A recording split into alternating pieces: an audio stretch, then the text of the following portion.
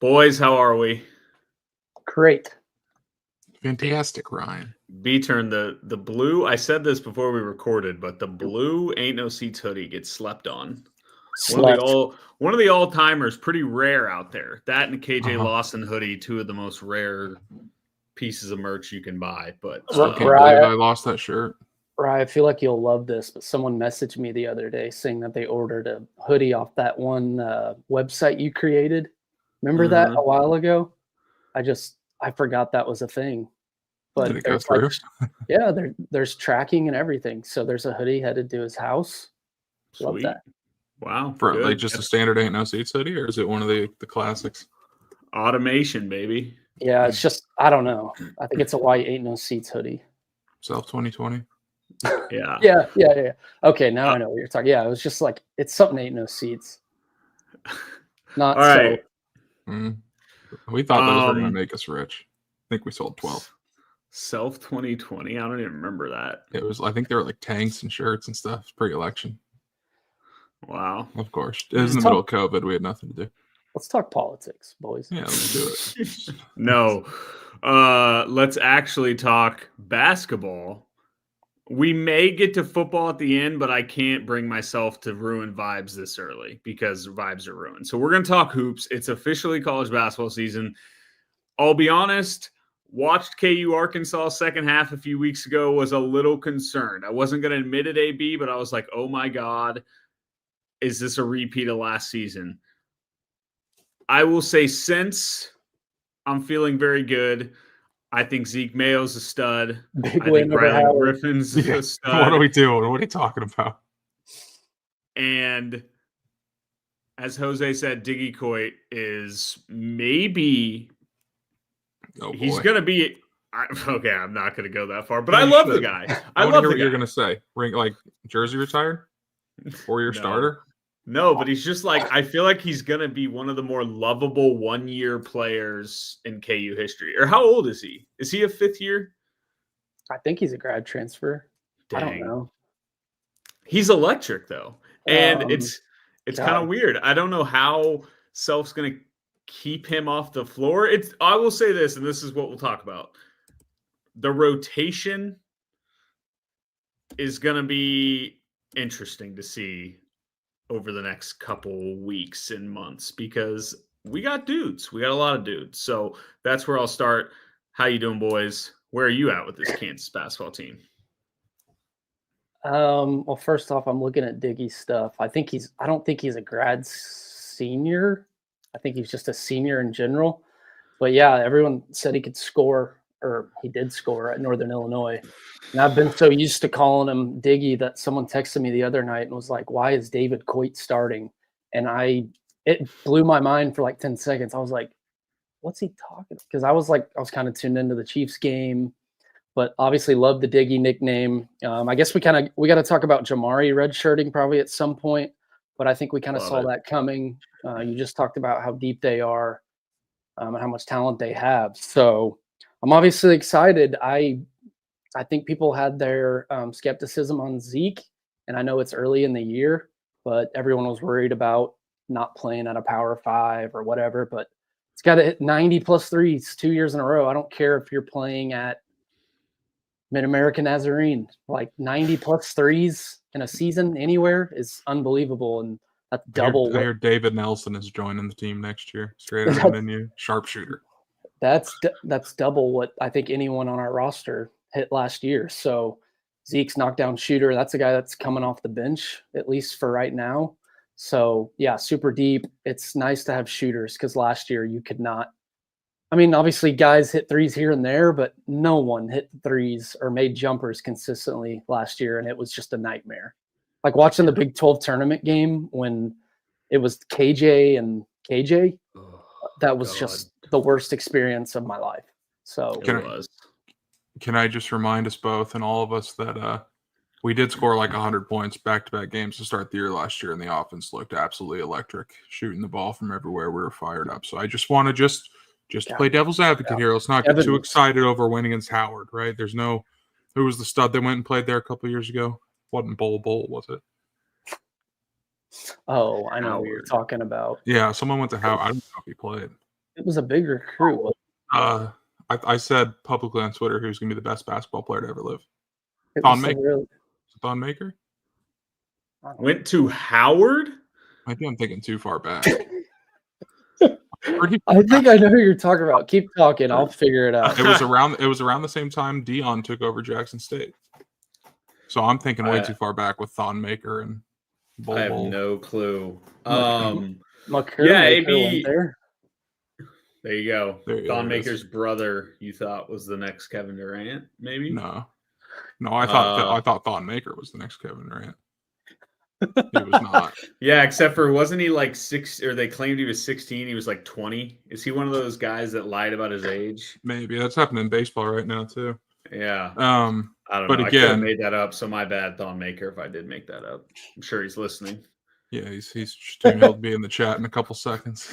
He wanted to commit to KU, so he. I was irrationally upset on Monday with some of the text I was receiving from one of them's on the show right now, and it's Ryan Reinhart, but Alan was chiming in too. You guys were so excited about how they looked and how fun they were, and it's just like let's see it tomorrow because it's Howard, and we went Here through this comes last AB. year.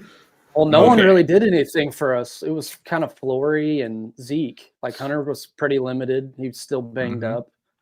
I'm not saying they're not going to be good. I'm just trying to like calm everyone down. Like, oh, we're definitely winning the Natty this year because we beat Howard by 40 points. Like, let's see it tomorrow. Let's see how they look against real basketball players. I think our thing, well, you're right, but I think my thing is just that we went out the offseason. We got dudes that we wanted to get. We got shooters, we got scorers, we got athletes. And they showed that they are that. Whereas last year, it was quite evident Nick Timberlake was going to stink from day one.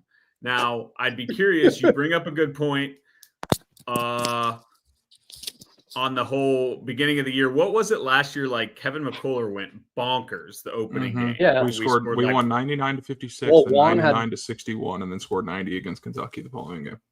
Yeah, didn't Juan have? And at the end of the year, we hated our offense. Everything Kentucky. about it. Kev had a triple-double, was flirting with him. Yeah. And I mean, let's Hunter not was forget. swinging his pecker at half court against Kentucky. He did do that, yeah, right before halftime. I will say we are number one preseason. I feel like everyone thinks we're going to suck, though. Like you look at Final Four predictions and all this, they're like CBS had 8 guys do it, 1 person at KU in the Final Four, let alone winning it. I thought you were about to go on a tangent about us being ranked preseason 1. Well, that's a whole other problem, right? I don't care that much. I mean, at some point, Bill Self has to perform with the number 1 overall team in the country. What's Brayden pissing himself about? You love that theory. What theory? Us being preseason 1. Yeah, fans of KU AB. Like AB sneaky. We make fun of fans of KU for all the right. Well, in 2004, the Chiefs lost to the Bills on this day. Same day, you know what happened? Kansas I do won like this those. game.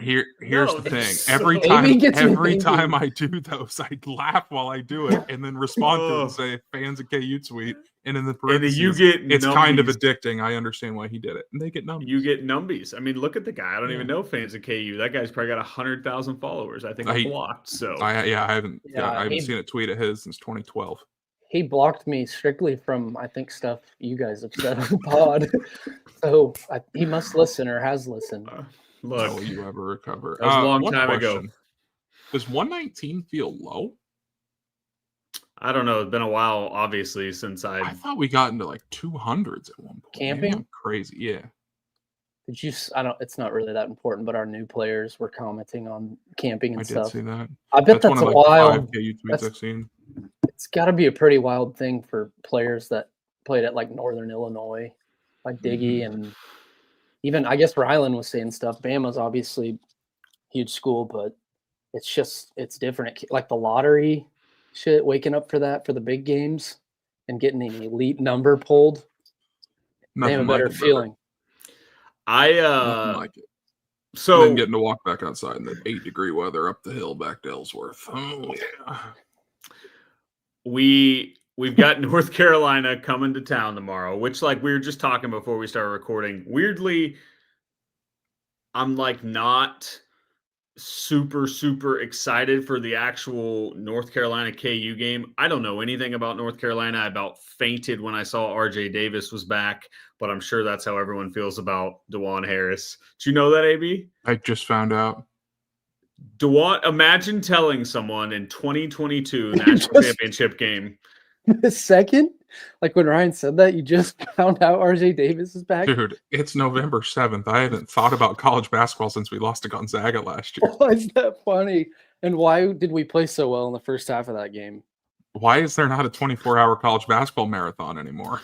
I don't know. It's the worst tragedy that ever happened to If America. Trump's going to do one thing, it better be to bring that back. It better be. Politics?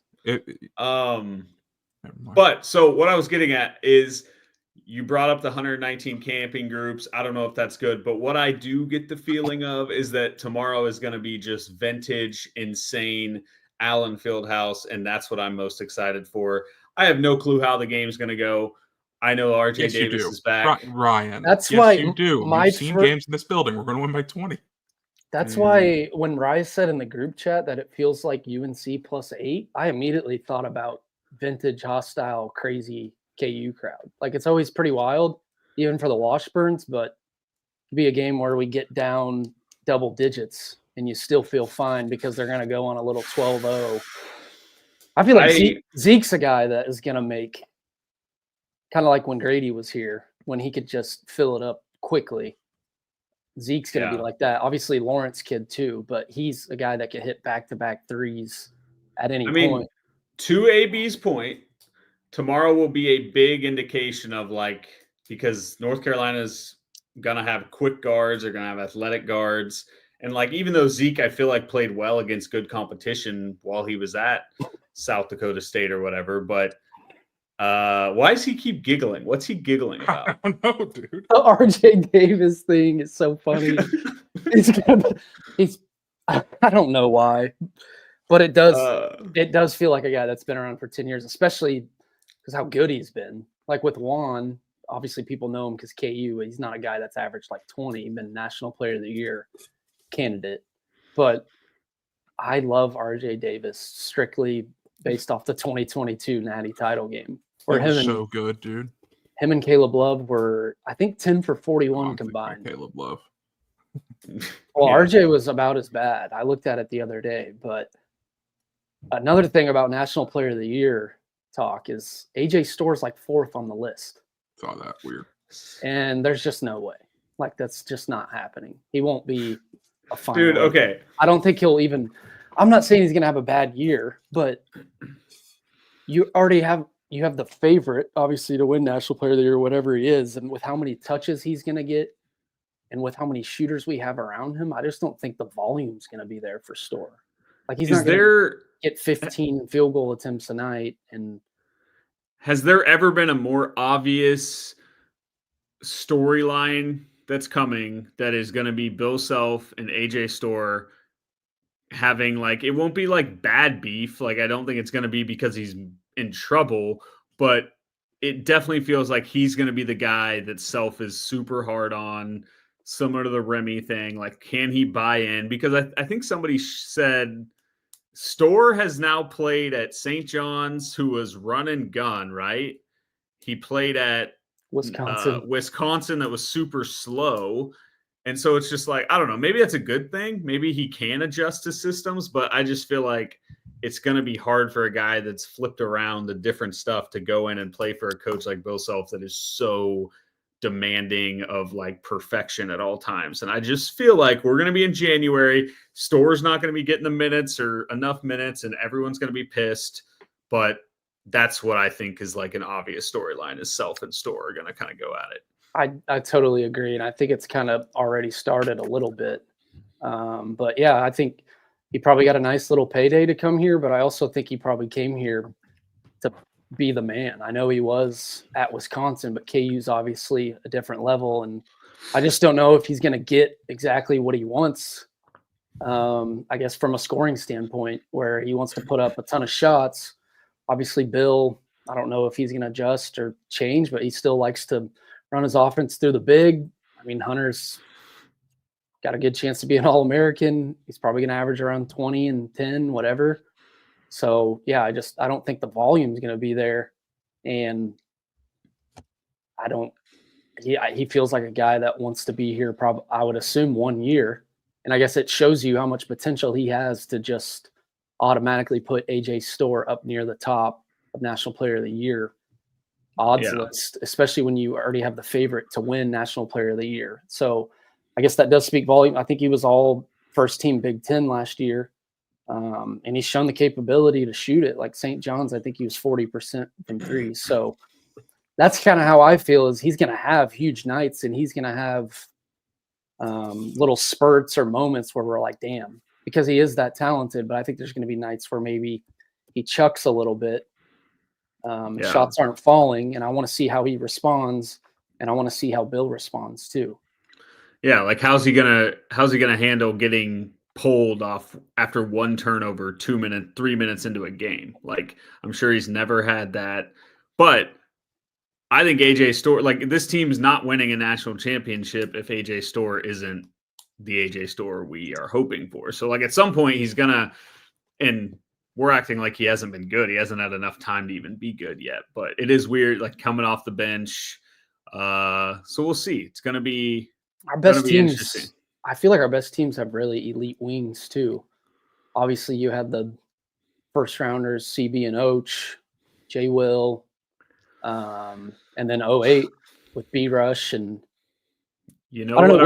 We've had Josh and Josh Jackson and all them, but yeah, we need a big athletic guy that can score, shoot it, score from all three levels, and he obviously can do that. But I feel like there'd be a scenario. I don't even know if these will be the right names, but where Zeke's shooting it well one night, Ryland's shooting it well, Diggy's shooting it well, and you have DeJuan run the point facilitating and Hunter down low to create even more spacing where AJ can maybe sit late in games unless he can take over games too. I do kind of feel like AJ is the guy that, like, last year when we wanted a bucket, I guess it was Kevin McCullough, but like not exactly a bucket getter. AJ Storr, I feel like is, and somebody correct me if I'm wrong, but like is probably our best shot at just a guy getting to the bucket and scoring if we needed a basket late in the game, which I feel like self teams struggle when they don't have that guy. And we did not have that guy last year.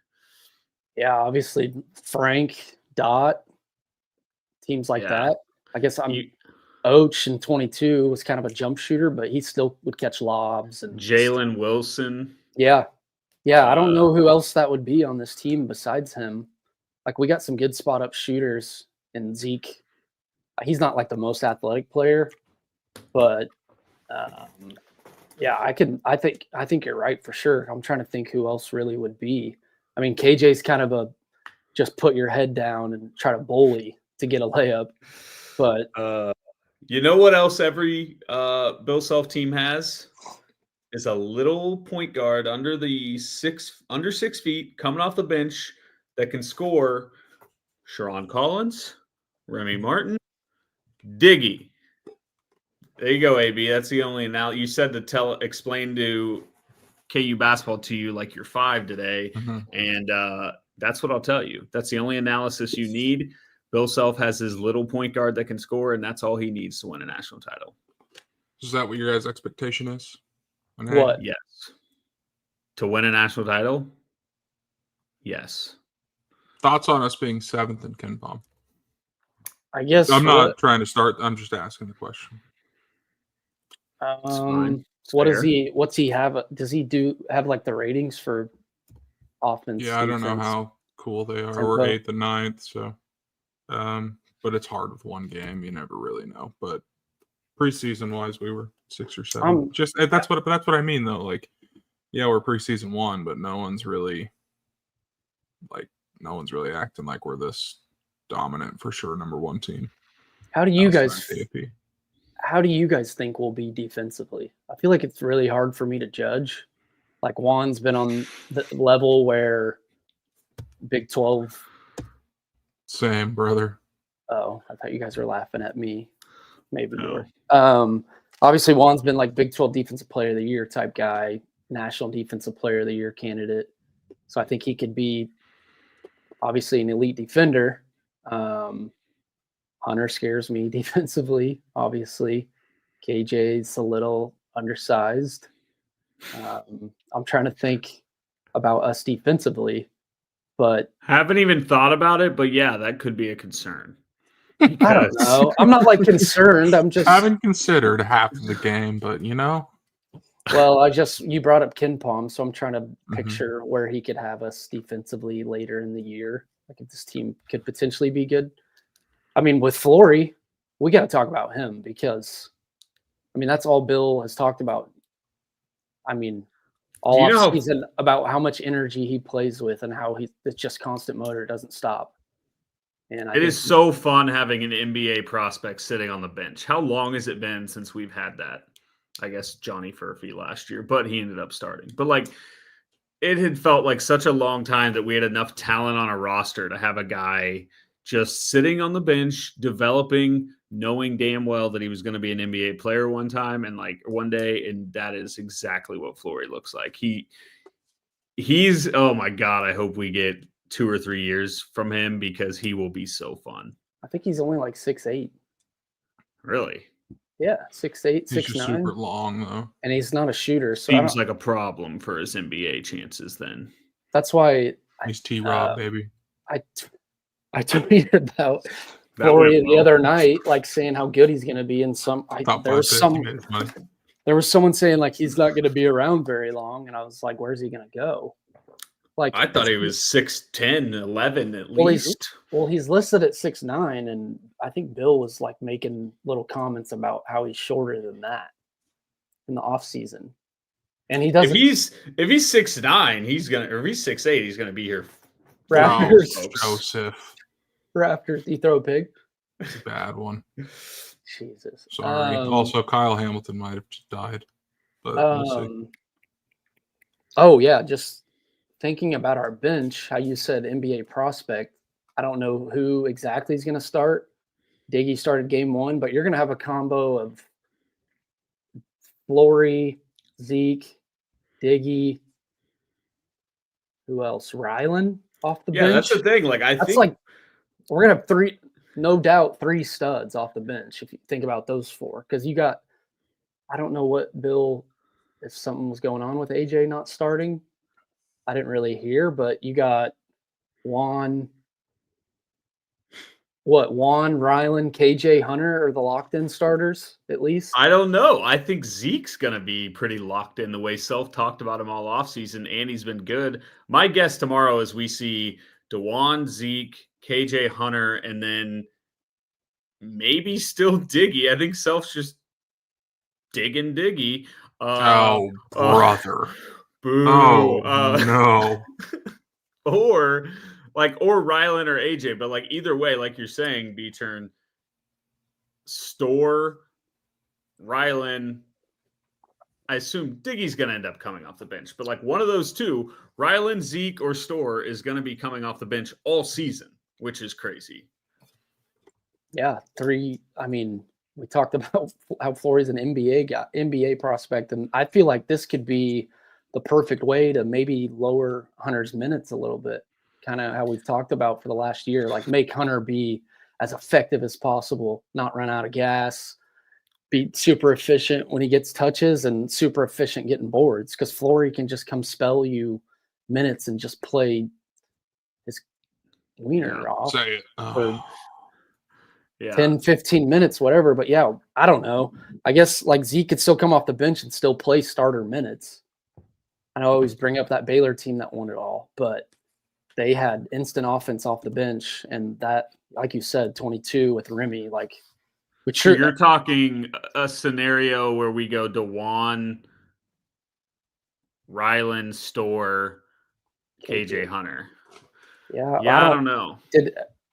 Was anything reported about why Store wasn't starting? Like, were they butting heads? I just feel like Self has been on him about, like, Self had a quote where he was like, I've been on AJ about being more aggressive, but also like moving the ball. And it's been in his head because he's like, I'm telling him to be aggressive, but make sure you get rid of the ball within 1 second. Like I think he's more so just meaning the ball kind of sticks with AJ. And if he's going to be the scorer and be aggressive, he needs to like attack fast, not kind of, I don't know. So I just think it's that. I think AJ is clearly struggling to get used to Bill's self, which is very normal. So I'm not that worried about it. I would bet he starts tomorrow is my guess. How many losses do you guys think we have in non-con? God, it's a brute. We got 11 total games, but yeah. Dude, we played North Carolina, Michigan State, and Duke before we even carved turkey. Yep. And then at Creighton, at Mizzou, NC State at home. I've got Brown coming into Allen Fieldhouse before Christmas break and beating the Hawks. Hey, we've always struggled with that. Harvard almost came in Allen Fieldhouse. Speaking of Ivy League schools, this wasn't going to go not talked about on this episode. Shout out to Kyle Neptune for losing to Columbia last night. He improved his record to 36-34 since taking over at Villanova. More like Nova. But sorry, I had to get back to your shitty one. But yeah, that's bad. That's bad. He's bad. And he's bad. Is he making it through the year? Question mark. They're insane. Do college coaches fire guys midseason? Like just Jay Wright out of nowhere, gone, and then golly. All right, let's hire this guy. And they didn't. What blew my mind, I just found this out last season. He wasn't even an assistant coach at the time. No, he was, and then he went somewhere else and was average at like a very low major school. It is one of the all-time bad hires. When you think about where Villanova was at, like it was Villanova, Kentucky. Or no, it was Villanova, Kansas, Duke, North Carolina, Kentucky, whatever. Those were the teams. Year in, year out. And Villanova was probably 1A or 1B. We killed him. To hire Kyle Neptune after Jay Wright leaves is still one of the most insane things ever. They haven't been relevant since we beat the piss out of them in New Orleans. Jay Wright just something to think about. Has broken our hearts multiple times. Can you imagine just saying his name, what our reactions would be if we would have lost to them in 22? Dude. Like we would have, obviously we beat them in 08 when we were just the best team ever. But if we would have went, they beat us Elite 8 semifinal game and then another semifinal game. It's how the Bills feel. If in 22, I'm saying. Yeah. I would hate him so much. Like I would just drop it every time his name got brought up. I would get off the laptop or start punching shit. And I was nervous. They started to make a little comeback. Yeah, they did. And then I'll never forget Oach. Yeah, but Oach coming out to start that game. Oh. We were so locked in. Big Dave posterizing a guy. By the way, that team in 18, Villanova, that's one of the best college basketball teams I've ever watched. Yep. I don't care. Dude, they had DiVincenzo off the bench. Crazy. National Player of the Year. What people are going to say about us. 2025, Kansas had Diggy Coit off the bench. Go ahead. Well, all I was going to say is we don't really bring it up enough, as we should, knowing how we feel, that in 2022, after the season, 2 legendary names in the game retired, and one had a year-long suckfest for himself, and the other one just put out a press release a week after the season ended. So just appreciate Jay Wright and his handsomeness and how good he is on TV, and fuck Coach K forever. Yep, Coach K all time. That pisses me off that one shining moment is such a Coach K blowy. It's unbelievable how often they bring him up, and half the Final Four clip is him. Dude, we won the championship, folks. I still can't believe, and I don't know, we don't need to spend a ton of time on this. Yeah. The man lost his final home game to North Carolina, then goes on the redemption tour and makes it all the way to the Final Four to play 9 seed North Carolina. He's going to get it back. They're going to avenge the loss. And he lost again. It's one of the funniest things I've ever seen in college sports. Maybe, I think we've had this conversation before. I rank the post KU Villanova game in 2022, the feeling that I was experiencing in that moment, getting ready to watch Duke, North Carolina, and then watching Duke lose, is almost as good as it was when we won the national title. Mm-hmm. Like, I vibes think, were just well, elite. I think I shook your hand or someone's hand and said, we just won the national championship when Carolina beat Duke. You would. Yeah. Which Oh, is so man. crazy. That team was playing so good to act like we were just going to roll through them was. But We almost looked got good. rolled through. I mean, we are obviously some of the biggest KU fans, so all of us would have been nervous that day. I don't want to know what would be going through Rye's mind. Oh, I If we did would not. have, because it's so easy to say now. There's no way Duke loses. I know. Like, yeah, the Well, we pressure were would saying have been that in on real them. time too. There's no way Yeah. Coach K was not going to win the title in his last year. It truly But would it have been felt like- such a nightmare, dude. I mean, I know it's a huge rivalry, but I kind of felt like UNC didn't have a ton to lose. AB, tell John they played in Doe the what you're 8-9 having game. for dinner. Interacting with the followers? I don't know yet. John, you don't. Hey, here's the thing, John. You were not commenting in the last show, so we're giving you a 30-minute suspension. 30-minute sussy because you weren't watching live last time with us and you broke your streak of 25 in a row. Love you always though for dinner. I don't know yet. I had a turkey and pepperoni sandwich about 3 o'clock and still rolling off that, but it's lighting my stomach up right now. I'll tell you what, I might have to leave the studio for 5 minutes or so. Studio. Yeah, thanks for getting him to talk about that, John Doe. Did not. Nice guy. Oh, there we go. All right, we're good. John Doe's okay, back. we forgive you. Lamar So- looks like an absolute goober tonight. Is he okay? Ryan or Braden, sorry. The Ravens, I know they're the best team in the world, but they lose every other week. So you had to know they're going to struggle, with this one. They just do, Well, who was the one that said it was like 2 weeks ago or a week ago, how they are the best team in the AFC or the best team in the league by far? Mm-hmm. People Who love was it? Greenberg? Probably, but now it's the Lions, and then the Lions will lose to Houston this week, and it'll be the Bills going into the game against. It's something every week, and it's just like it's Ryan. I'm sorry to put you through Chiefs talk, but I've been needing to get this off my chest. I've been wanting to get this off my chest. This is the best Chiefs team we've seen, in my opinion. I'm dead serious when I say that, and they are going to be. The playoffs aren't going to be fun. I'm dead serious when I say it. They have a top 5 defense, and we know what Mahomes does in the playoffs. Like, they're going to roll again. Yeah, and D-Hop still has the juice. But people don't want to say that the defense is awesome, and it just makes me mad. They're like, "Oh, the Chiefs are 8-0, but they're not playing well. They're not great." It's like Pat hasn't played particularly well, but like, look at Kelsey's last month. I mean, it's just like they're going to be fine. I don't know why people. We did this last year, and I told you last year. People worry about Patrick Mahomes like he sucked. He's not going to suck. We're going to see it in January. He's going to be the best player in the world again. And by February 15th, whenever the Super Bowl is, everyone's going to be on their knees saying, oh, three-peat, maybe 20-0, who knows? I mean, like, this guy's the GOAT again. And then they're going to be Men in Black brainwashed when September hits and he's not putting up 303 touchdowns again, acting like he sucks. It's the same cycle. It's the same cycle. Just fucked up.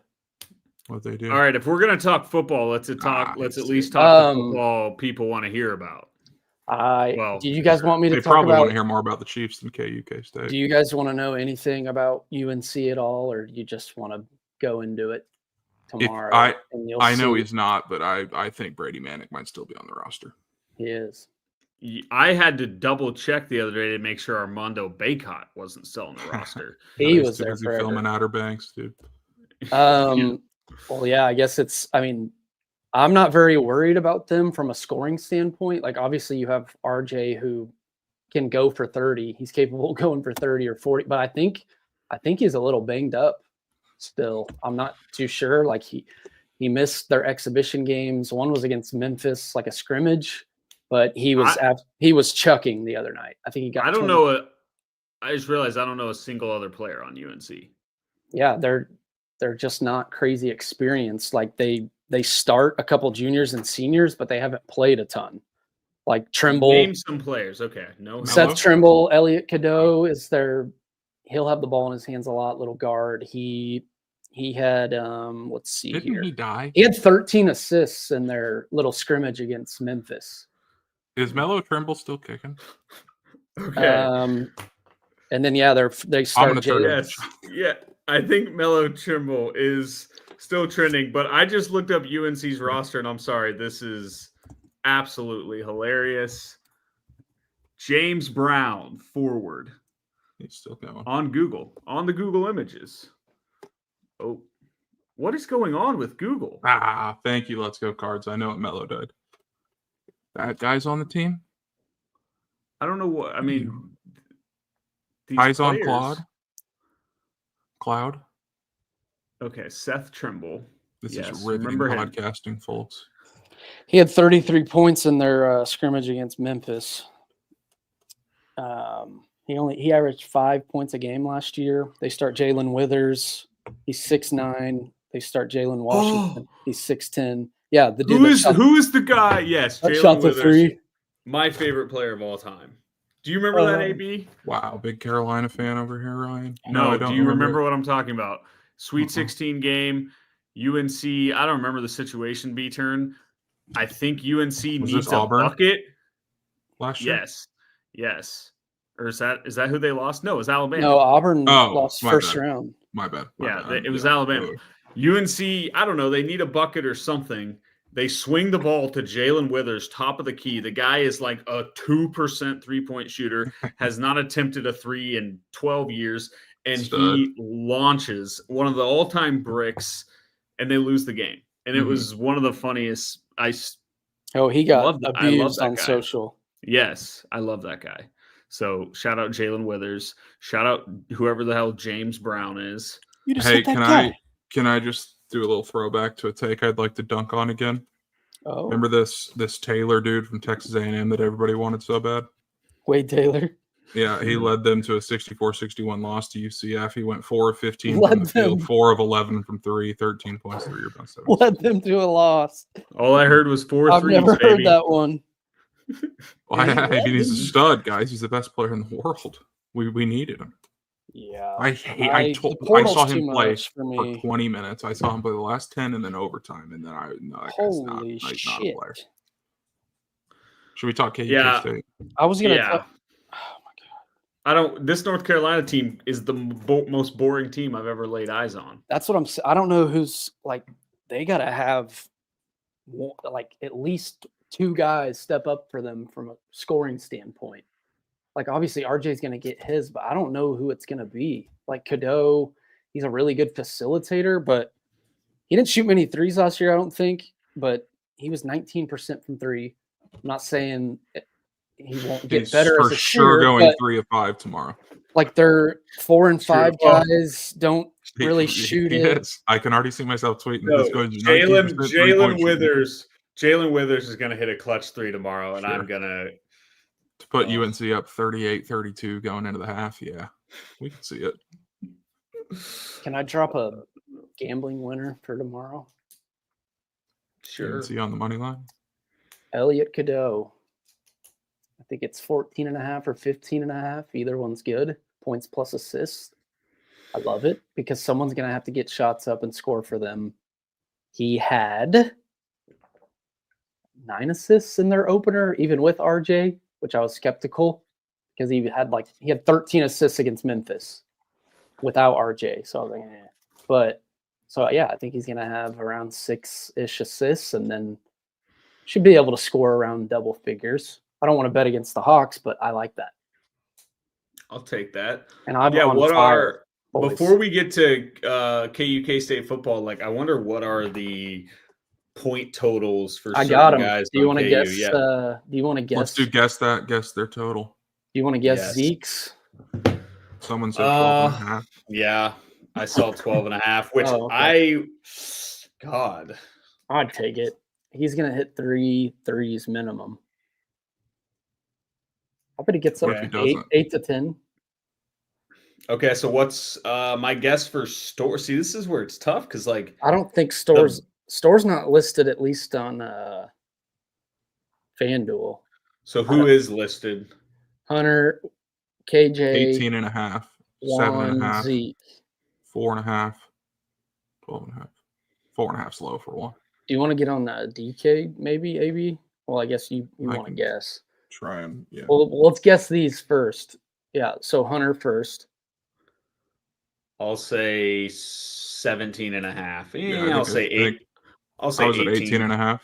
18, Yeah. I'll go with that. This is 17 and a half, but it's really juiced to it's minus 128 to the over. So, KJ, 11. 8.5. value, 12 and a half. What is it? He's 12 and a half. Every time I bet KJ, he outperforms. I don't know if I see the volume there for him or the minutes. That's what's interesting. And he's playing, they start 6'9", 6'10" too. So obviously it won't be as easy. Listen, way to the rim. If KJ Adams is scoring 13 points a game for this team, I'm honestly a little concerned because this team should not be playing inside the paint at all times like last year's team was. Like, I don't need that in my life. So I want KJ to average like 8 points a game and let the other guys score a bunch of points. Do we know if I didn't really look at the box score much, but if KJ rebounded in the first game? Much? No clue. His PR is 17 and a half. So what? They're saying 5 boards. Yeah, I mean, yeah, he's 4.5. The over is minus 144. Hunter rebounds. 10.5. 11. Yeah, 10.5. But the over is minus 136. His PR is 29.5. What about Juan assists? 5.5. Yeah, that's pretty much, I feel like, what it is most games, right? Beats Is it me. usually 5.5? Can't say I spent a whole lot of time looking at Cadeau's 5.5 too. looking at him. That's I guess. What's the over? Full game? Yeah. 158.5. We I don't that last year, boys. We went 10-8 in conference play and lost the first round of the Big 12. What's our team total, you think? What was the full game total again? 158. 8-point favorites. 8.5. Or no, 7.5. 82.5. Yeah, 83.5. Thank you, Ken Palm. I guess I might look on other books to see if I wonder if they would offer us. I feel like it's probably tough for them to offer a line for Store when he didn't start. Well, what about Zach Clemens? I've got him under 1.5 points.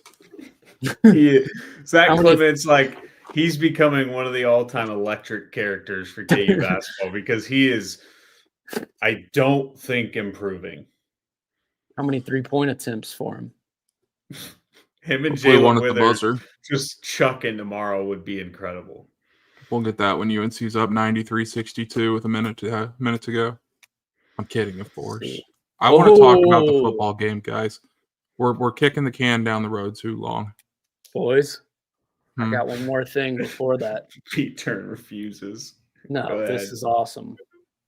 Caesars is offering Diggy Coit point props. That's wild. Dude, that's wild. What is it? Take a guess. This is actually, I'm very interested to hear your guys' guess. Mike, I can't imagine they would go over like 6.5. 4.5. Dude, I might have to, I hope no players are listening, but I might have to take under 11.5. I mean, he could easily get that, but we don't know what his role or what his minutes outlook is going to be. He could play 15 minutes. Yeah, I know. If Zeke comes in or one of those guys comes in and is good, that's crazy. 2.5 rebounds. Is that 1.5 assists? 2.5 rebounds seems insane too for that guy. He'll have 3 by the first 2. Yeah, DeJuan's at 2.5. Maybe Diggy Coit is truly a stud, and we're not like, I've obviously been joking that I love Diggy and it's his team and all this, but like, I do think he's going to be a great energy guy off the bench to come in and score when our offense is struggling. But like, yeah, to have him getting point props at over 11, that's insane. He's at over under 2.5 made threes. Oh boy, you gotta find a bet for over 0.5 made twos because according to the line, these bastards won't let me do it. So Manhattan about a week and a half ago, that was bad, boys. Really bad. And we have to talk about it a little bit. No, fuck that. I just want to tell you guys, like, I don't know if you saw this. The morning of the game, I tweeted, I'm going to Manhattan, and I woke up and I'm like, we're gonna win. And I tweeted, if the football gods exist, Devin Neal will win this game today. He simply deserves it. And not only did the football gods give us 2 middle fingers and give Devin Neal 2 middle fingers, they had us lose a football game by, what do we lose? By 2 or 1? 2. By 2. We lost by 2. And they had us lose a football game by 2 in a game where a guy caught a ball at the 1 yard line, and then we got a safety the next play. Like, that is just, I can't get over that. That has never happened in the history of the world. But we found a way to do it. And it was way worse than last year. And how could that have even been possible? I truly didn't think it was possible. It almost made me, I don't know, man. Oh my God. I don't want to do this. That game had me more triggered than any sporting event has had me triggered in a long time. Well, that's the thing is, like, last year, we talked about this. Last year was sad. Last year was genuinely heartbreaking and sad with how that went down. This one was, I was just so angry. This was not sad. I didn't feel bad for the players. Last year, even though we joke about the Rich Miller stuff and all that, I was gutted for those guys because they deserve to win. Like I've said it was a movie that should have had a happy ending, and the writer of the movie was just evil. Like this year's team, I felt I was so angry. The amount. I want to give a shout to one guy after this. Trevor Wilson deserves a shout out because he was good. He was good. Yeah, and he got a lot of shit last year with the muff punt and everything. Not the first time, but he was just going over the middle, making tough catches. I mean, I don't know what he ended up yardage wise. There were 3 or 4 times where they threw it on a big play to him and he made a big catch. So I'll shout out him.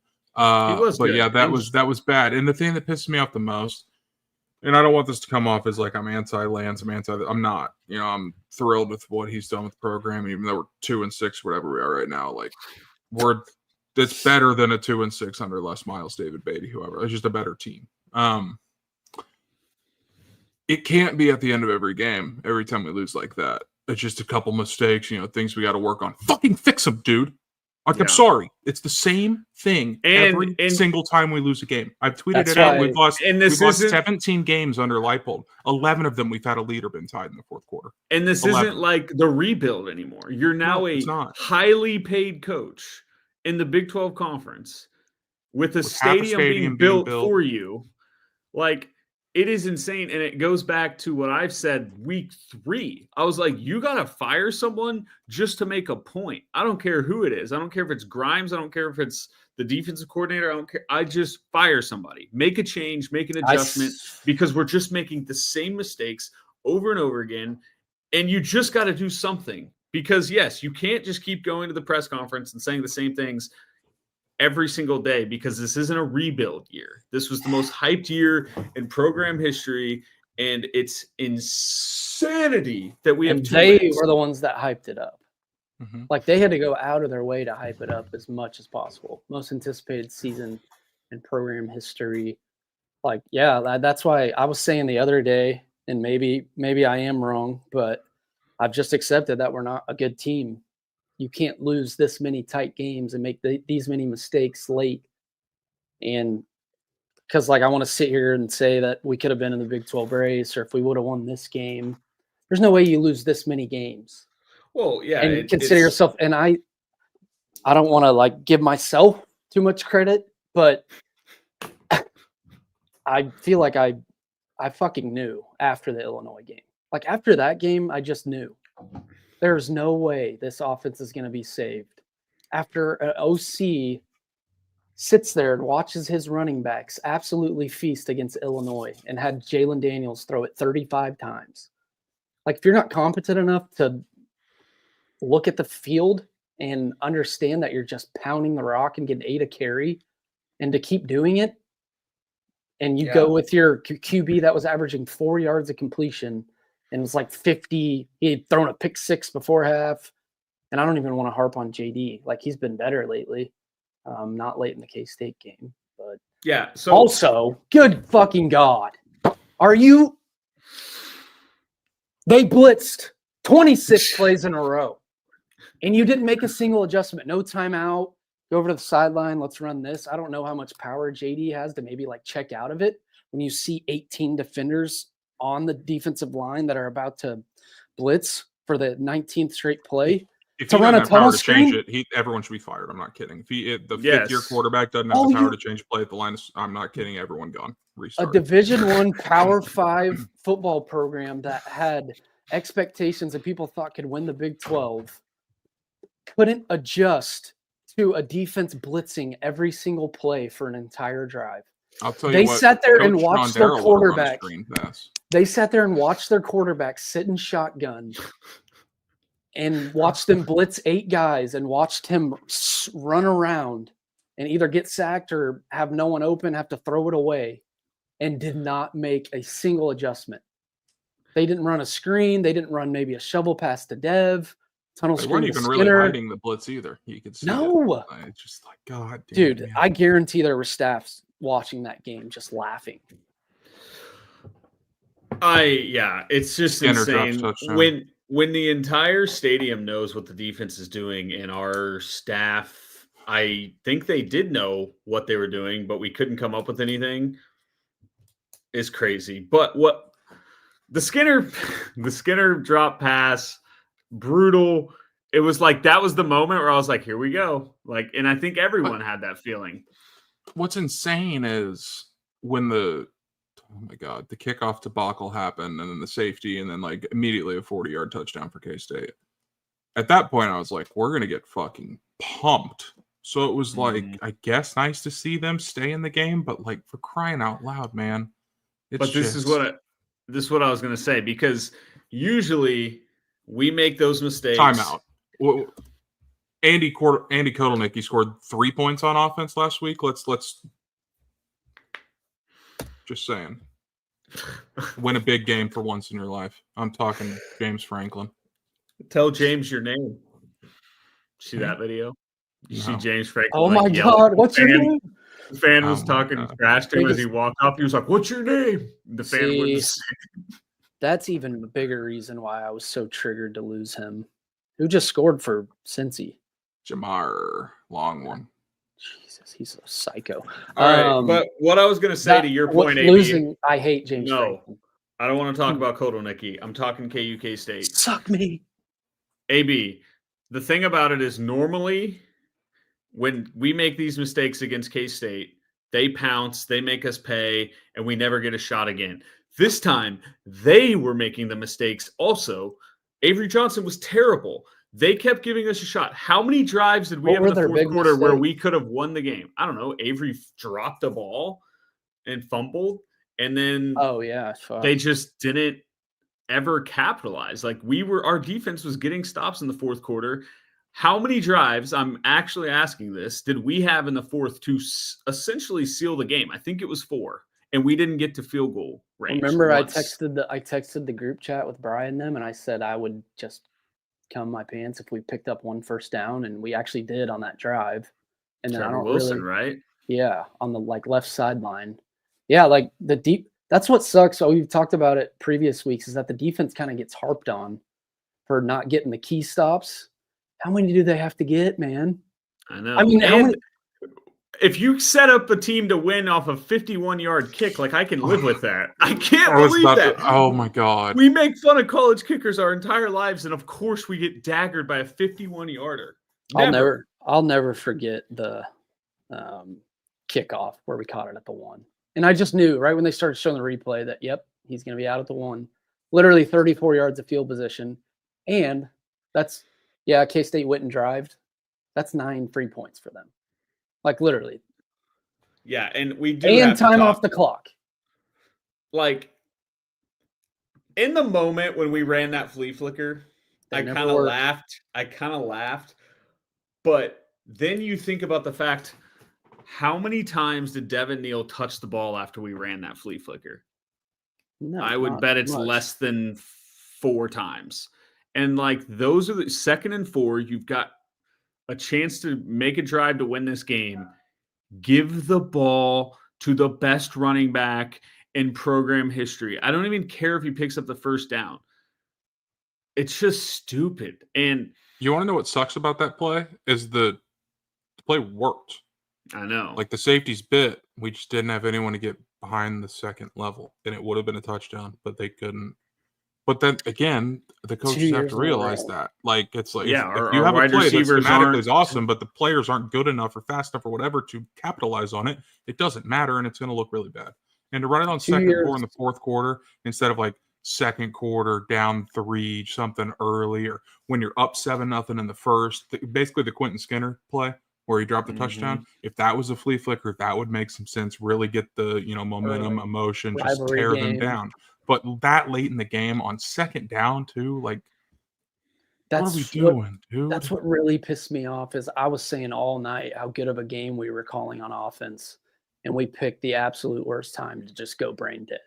All you had to do is put together even a couple good play calls, move the chains, win the game.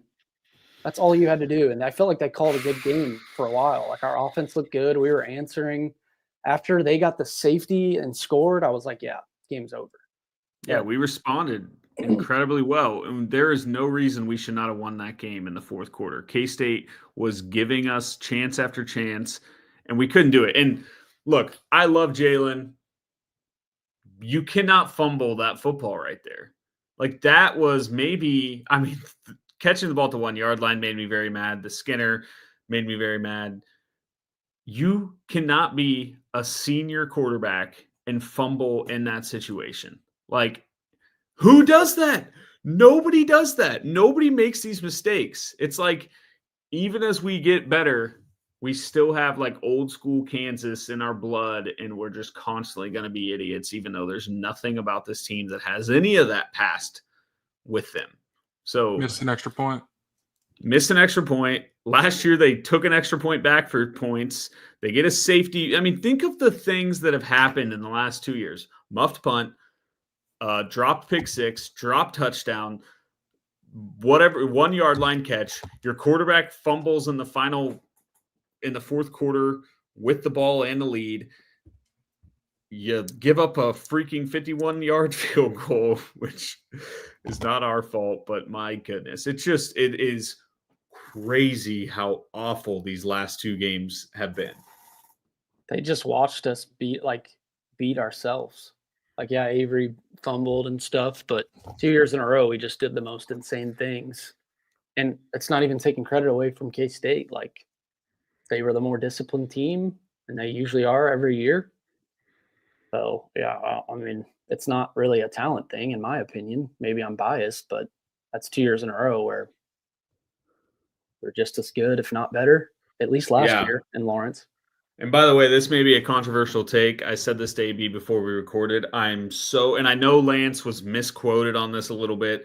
He didn't say anything about closing the gap or the gap is shrinking, whatever. The gap is shrunk.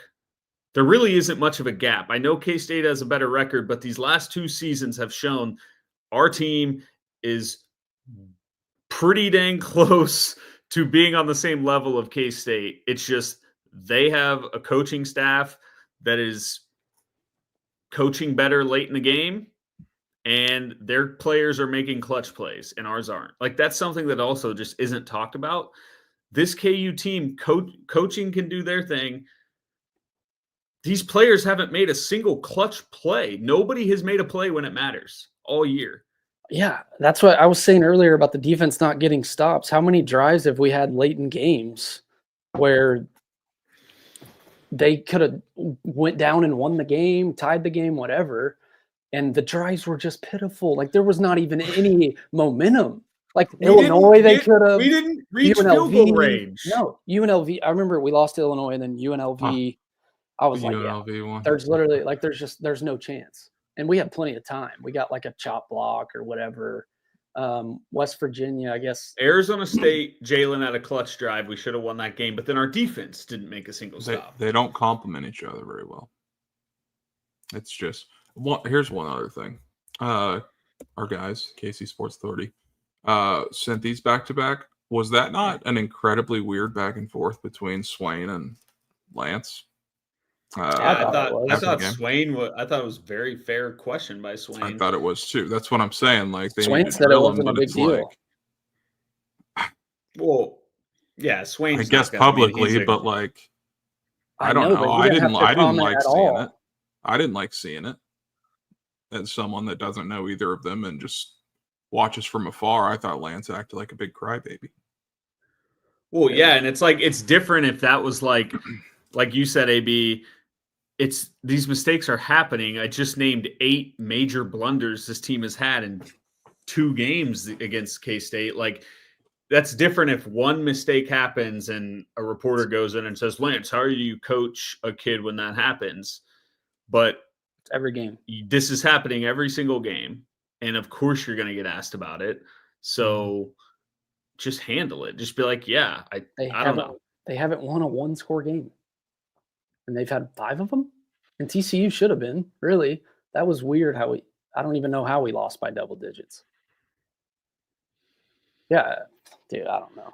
2-6 is crazy. 3-5 would be crazy, too. Like, this team should be at least right around 500 with a chance to go bowling. Now you got to win out. Colorado, Iowa State. I hate that I'm going to this game on Saturday. Oh. You're going to be outnumbered, too. I wanted them to win last week. Same. I wanted a top 10 undefeated team. We spoiled their chances. So, AB, have you come to the realization that like we have the chance to get K-State to the Big 12 title game? Of course he has.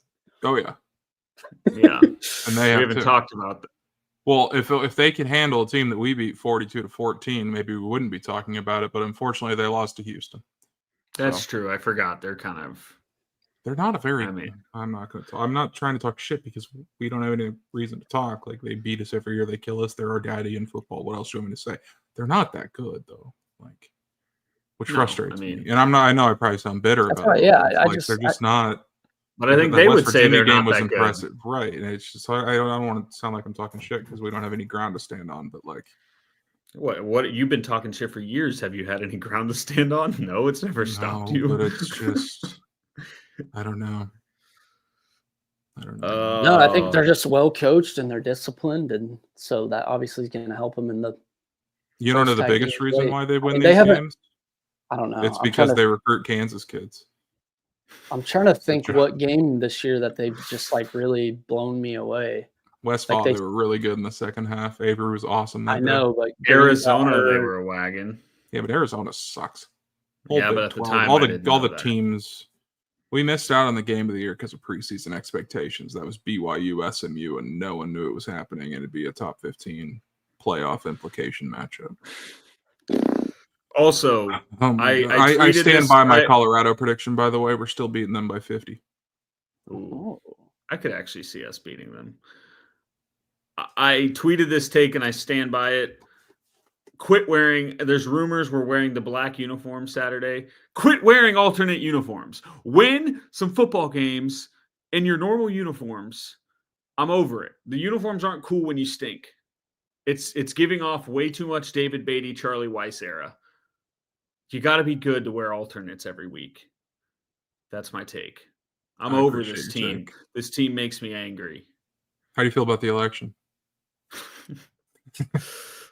All right, boys. I'm not going to say anything about who won or who lost. All I'm going to say is I hope 2028 is a lot better because the last 12 years, the last 3 cycles have just been a fucking disaster. And if we could all grow up and realize we live in the same goddamn country and stop being so divisive about every fucking thing in the world, maybe at some point we might have a candidate. Because I was talking to some friends. When's the next time we're going to have a president that everyone's pumped about? Because it doesn't feel fucking close whatsoever. It doesn't have to be, but it doesn't have to be everyone. But I'm saying like pretty like more than 50% are like actually supporting it.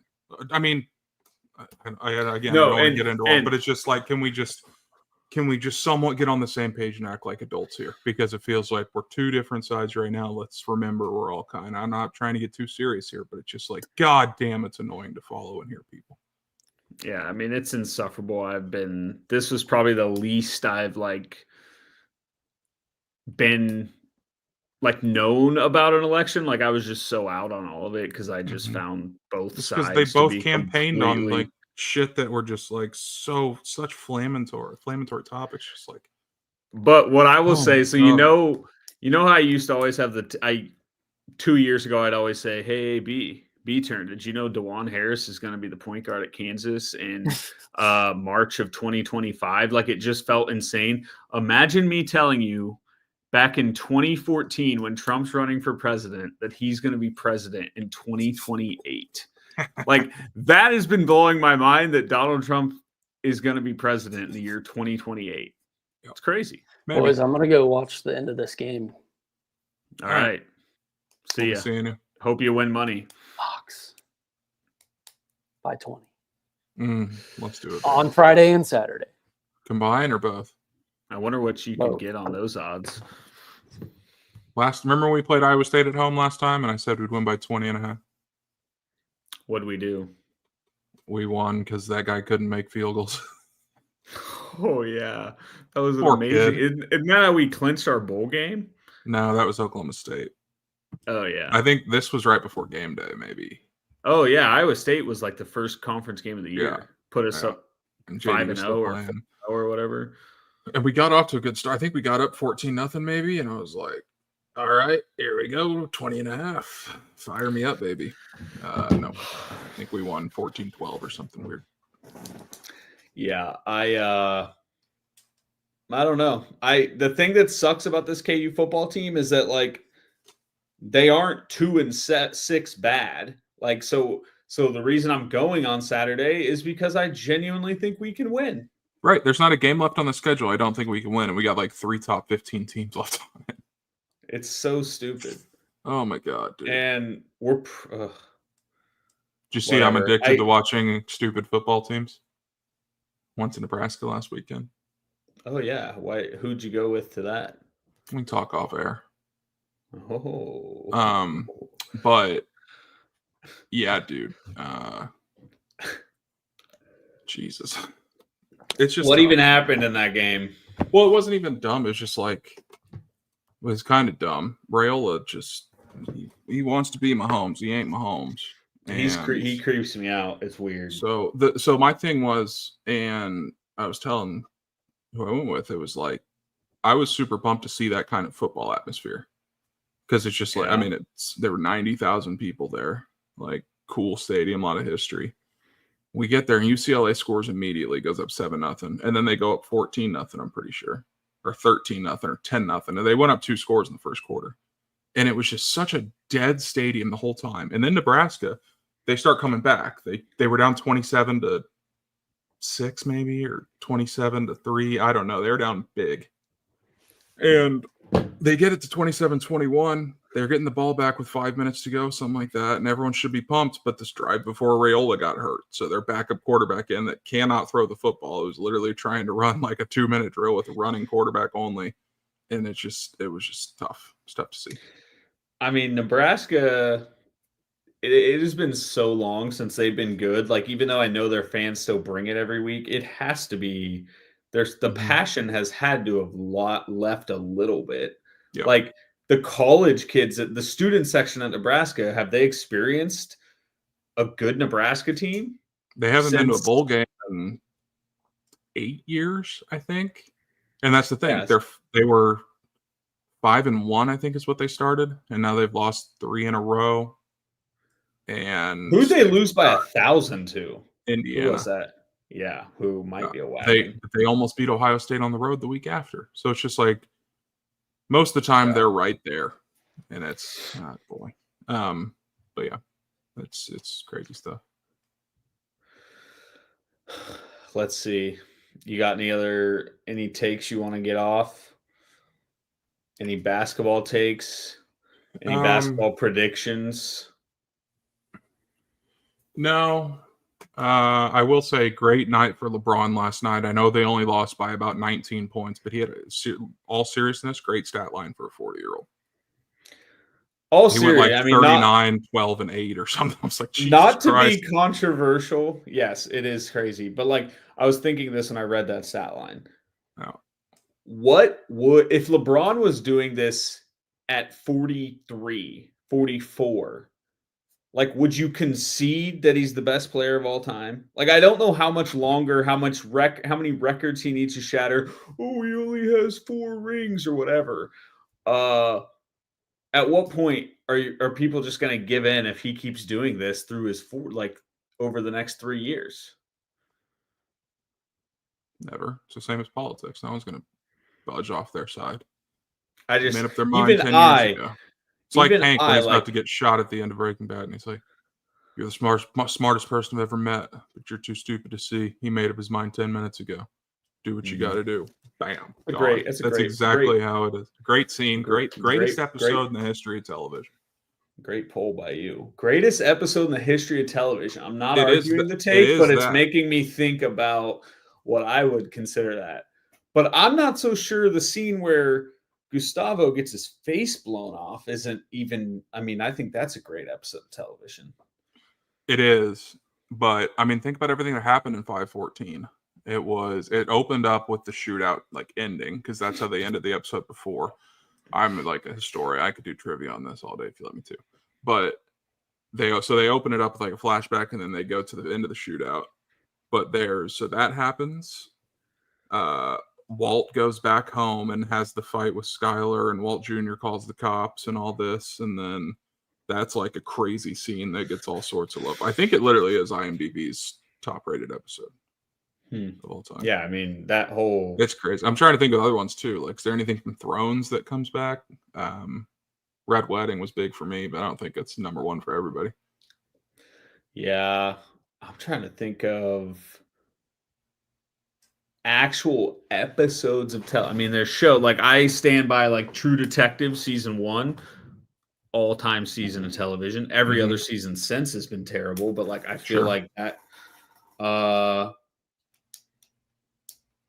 man. Big Brother season 20 was awesome. Oh my God, Lamar. I've lost my touch with TV shows. I could back in the day, I would have been just rattling off banger episodes for you. Were you a Better Call Saul guy? I did like Better Call Saul. I haven't gotten into it. I tried to, but it starts off, the first 2 seasons are so slow. Scott's Tots is an iconic episode of The Office. But yeah, I don't know a specific episode. I'm sure I've tweeted. Let's go search my Twitter. I'm sure I've tweeted that's the greatest episode of all time. What about Succession? I haven't watched it. But I love first thing I tweet about, or if you search episode for me, Scott's Tots episode never gets easier to watch, does it? I tweeted that in the middle of COVID. Last of Us. Remember that show? Whatever happened to that? HBO? I didn't watch it, but I know what you're talking about. Yeah, Succession was pretty... I need to rewatch that final season. What about the Game of Thrones finale? Is that up there? Oh my God. No. Yeah, most of the times I'm ranting and raving about an episode in Succession. Ozark had some bangers, but I couldn't tell you a specific one. That's another show I need to finish. I watched the first couple seasons. I do that with a lot of shows. Did it with The Office. Wait, you haven't watched The Office? Nope. Watched first season probably 6 times, and then just always seem to give up. The first season's like 6 episodes. I know, but it's not that I don't think it's funny. I just stopped watching. I don't know. And now it's not on Netflix anymore. It's like I'm not gonna fucking get Peacock to watch it. So check out this tweet. Not to get this debate going. Imagine looking at this and calling it a taquito. Go anywhere in the world, like Quick Trip. That's my food take of the week. Quick Trip. They do this once every few months. They bring out a new taquito flavor. Korean barbecue is always number one. So good. But this one was like a loaded baked potato one with bacon. A lot of I, potential, but I, it's I never vary. I always go steak. Is that right? No. yeah, steak and cheese, right? Yeah, At Quick Trip? yeah. That's Or like are you the talking about you're staple. like Petro or whatever it was back in the day? No, it's Quick Trip. It's been a while. Number since I've been to one Quick Trip. episode of all time, according to Rolling Stone, is Breaking Bad season 5, episode 14. Wow, There's that's episode of wild. Simpsons, episode of The Leftovers, episode of Sopranos, Seinfeld, Mad Men, Cheers, Roots, The Shield, and Atlanta. Which I might be 0 for 9 on the rest of those. But Oh, all right. I don't know, man. Have fun at the game. I think I will have fun tomorrow night. Yeah. If we lose tomorrow night, I ain't going Saturday. I can't do that. Alan will kill you. He'll be all right. I almost sat right now. I was almost posted up right with you, but I turned down the ticket. Oh, wait. Who's not going? Is Cole going? Pete's not going. Casey offered it to me. Cole, what the hell? Is he still I think in here? he's out of town, maybe. Well, he's watching us, so he can't be that busy. Well, I mean, I'm kidding. He's Thursday, probably leaving in 2 9:30. days. I don't know what he's doing. I can't remember, but Well, yeah. It sucks that going to KU football games has now become like a chore. It's like when you realize your Saturday is going to be filled with raking leaves. That's what it now feels like to make the trek to Arrowhead Stadium. So can't wait. we'll have fun. Can't wait to be in the game and lose in the final minute. Will be fun. It'll be fine. But the Hawks are number 1 in the country in basketball, and I actually think they're good. And I will just make this take now.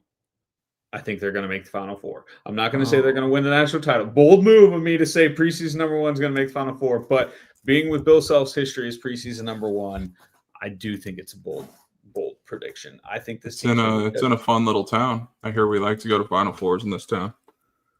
Is this San Antonio? Mm-hmm. What is it? What's the stat? When was the last time we were at a Final Four that wasn't? It was 02, probably. It wasn't New Orleans or San Antonio. 22 was New Orleans. 2018 was San Antonio. 2012 was New Orleans. 2008 was San Antonio. 2003 was New Orleans. I think 02 was like Atlanta or something. 02 was Atlanta, yeah. So it's been, and then COVID year was Atlanta, right? Because I bought plane tickets. I was like, look at me, tickets are so cheap. Just not watching the news. What did you use those flight credits on? Do you remember? I probably nothing. I probably wasted them. I don't know. Probably like maybe New York, maybe Scottsdale. So it was probably fine. Yeah. Yeah. All right. Well. All right, folks. Thanks for listening. I came within a couple feet of a hole in one. Did you send me that picture? I think you did. I did, but I just want to talk about it again because it felt so good, dude. Would you hit a 6-iron? Yeah. That'd be an impressive hole. As hard as I could. I mean, it was the best I could hit a 6. The hole was only like 160, but there was so windy right in your teeth. And it was downhill, so it got so high up into the wind that it just died on you. Oh, my God. That would be... I'll be honest, if you get a hole in one before me, I'll be pissed. Not even going to be a supportive friend. I will be pissed. It was I've made significant improvement this year. It would have been a nightmare. We talked about it before. I was by myself. Oh, that is like top 5, one of my biggest nightmares in the world. Yep. And I have come, like, one of my closest hole-in-ones was I was alone. Mm-hmm. And I remember it was so close. It was like one of those, the ball was rolling towards the hole. And I was like, I was in the moment being like, please don't go in. But God, that would suck. Yeah. Crazy. What do you think about, have we ever talked about how Riggs took a picture of him getting a hole in one, but didn't say where? And then like the next day tweeted that it was a par 3 course. Yeah. I don't even tweet a picture. He just tweeted like drinks on me at this bar if you're here, or at this clubhouse if you're here. No, but I thought he took a picture like posing with the Oh, maybe he did. hole. He or probably something. did. I don't spend much time on Twitter anymore. It sucks. I wish I could. Oh my God, Twitter today. The For You is real bad. The For You is crazy. We've talked about it many times, but it's been bad this week. My algorithm, I don't know what they're trying to do to my brain, and I know it's like it's crazy some of the stuff that is on my For You page. Mm-hmm. Pretty much, if I go to the For You, it's someone from the left saying anyone that voted is the Hitler Youth, and everybody on the right telling everyone on the left to kill themselves. So it's a lot of that, and it's awesome to see every time I open the app. So I just don't open the app. I don't understand it. Like it is the worst of the worst from both sides. There's all my algorithm is. There's no well thought out thoughts. It's just the lowest, the low, the most extreme of the most extreme, and it's just the most exhausting. Extreme conspiracy theories you'll ever see. Mm-hmm. It's like a. Well, it's because I'm sure you were the same way on election night. I'm sure you were probably, or election day leading up to it, probably looking it up a little bit just to get some sort of like, because I mean, for me, I tried to check out of it as much as I possibly could, but I love watching election night coverage. It's like something I look forward to. So it was me getting caught up. Like, what do I need to know? What is that? So I look up a few things. All of a sudden, they think that I'm this political nut, and it's like, no, I don't care about this at all. I care about it for 24 hours, and I'm out. Yeah, and the problem is everyone has an opinion. No one needs to have an opinion. And I am just an idiot. If I see like a crazy conspiracy take, I just go click it to almost like laugh or see how absurd the replies are. So then the algorithm's like, oh, this guy thinks that whatever was caused by whatever. And then it's like the Baltimore Bridge was, I can't even remember what people were saying. It was crazy. Oh, it has something to do with Obama. I remember I saw that conspiracy theory. I don't know. Can't remember, but it was wild. So, well, because it was like when it right after the movie he produced came out, that was like the end of the world, basically. Yeah. Or like I don't remember. But I never quite figured out. I never dug deep enough to see why the bridge, a boat hitting the bridge, was a conspiracy at all. Was caused by Obama. I don't even know what the line of thinking was, other than I know wasn't the movie about like the grid shutting down. I don't know. See, this is my problem. I read like little snippets of these hilarious conspiracy theories, but then I never actually go deep enough because I don't believe them. And but they're fun to laugh at. But we can't even laugh at them anymore. But Twitter is still like, oh, this guy wants them. We're gonna keep feeding them. I saw an Elon Musk fan account tweet out today that Elon bought Twitter and said he would take out all the bots, and he's done just that. Dead serious. And I'm like, what website are you on, dude? You can't see a single tweet without seeing tits or anything. It's insane. It is sad what Twitter, like I don't spend much time on Twitter anymore because it's like you said, like it is not just one group of people. Like for whatever reason, my algorithm is feeding me the most insufferable human beings on both sides of the aisle, and it is like bad for my brain. It really is. It just makes me so depressed. Not to mention daylight savings. It's dark at 5 o'clock now. It's just a bad time. KU football. God. Dark times. But all right. You need to go eat dinner. John Doe's been waiting all night to hear what you're eating. So no, update him next episode we have. Yeah. So all right, folks. If you're still here, thank you. And rock chalk, big weekend. We'll see you.